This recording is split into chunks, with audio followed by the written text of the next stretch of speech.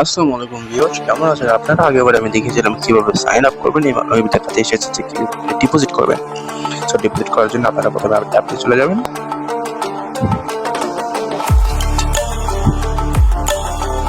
App একটু load নেবে, অবশ্যই একটু ওয়েট করবেন। দেখুন আমরা অ্যাপে চলে এসেছি। আপনারা এখানে দুইভাবে আপনারা ডিপোজিট করতে পারবেন। প্রথমে এখানে ওয়ালেট থেকে তারপর ডিপোজিটে যাবেন, নাহলে এখান থেকে অ্যাড মানিতে যাবেন। সো আপনাদের শুরুতে আমি ওয়ালেট থেকে দেখাচ্ছি। আর অ্যাড মানি থেকে একই প্রসেস ভিন্ন না, একই প্রসেস। সো আমি এখান থেকে ডিপোজিটে ক্লিক করে দেবো। দেখুন এখানে আমাদের বিকাশ নাম্বার এবং নগদ নাম্বার দেওয়া আছে। বিকাশ নাম্বার নগদ নাম্বার এখানে আপনারা চেপে ধরে থেকে কপি করে নেবেন।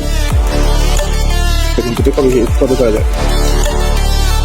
সো আপনারা কোন পেমেন্ট মেথডে আপনারা পে করেছেন এটা দেবে। আমি নগদে পে করেছি।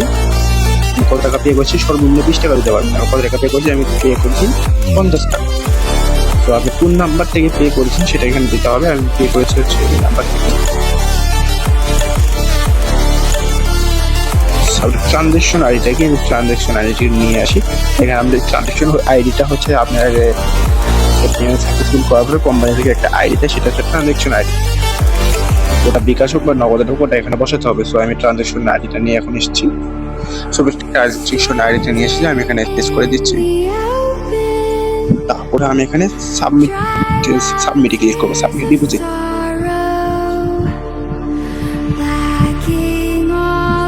দেখুন আমার ডিপোজিট কিন্তু সাবমিট হয়ে গেছে। সো আমি ডিপোজিট করেছি কিনা এখানে হিস্ট্রি থেকে দেখা যাবে।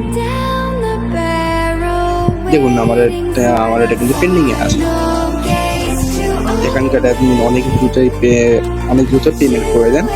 সো এটা নিয়ে চিন্তা করার কোনো দরকার নেই। সো আমি আবার চেক দিচ্ছি উনি দিয়েছেন কিনা। আমি এখানে দেখছি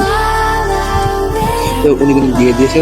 এটা আপনাদের দেখানোর জন্য আমি এখানে পেজে চলে যাচ্ছি।